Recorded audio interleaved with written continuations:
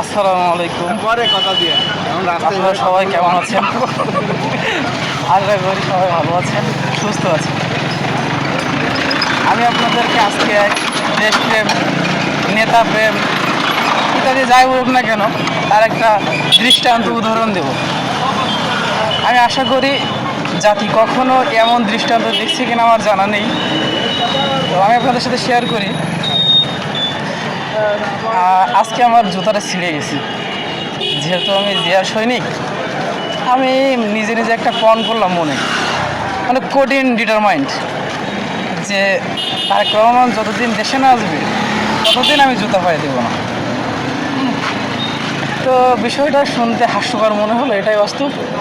কারণ আপনার সবাই ভাবতে পারেন এটা এমন কি, কারণ যেহেতু আমরা অনেক খেয়াল করে লক্ষ্য করলে এই কিছুদিন আগে একটা ভিডিও দেখছি যে একজন বৃদ্ধ মানুষ বলছে যে যে মাটিতে বঙ্গবন্ধু হাঁটছে সে মাটিতে আমি কেন জুতা পায়ে দিয়ে হাঁটবো।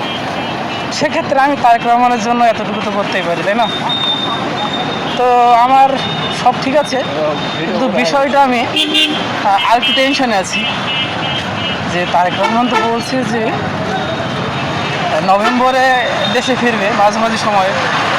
তা আমি আরেকটা বিষয় কনফিউজড যে আসলে এই নভেম্বরটা কোন বছরের, এই নভেম্বরটাকে আসলে 2025-এর নভেম্বর নাকি 2000 সামথিং।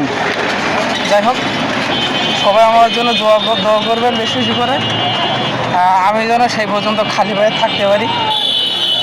যাই হোক, সবাই ভালো থাকবেন, সুস্থ থাকবেন। আল্লাহ হাফেজ।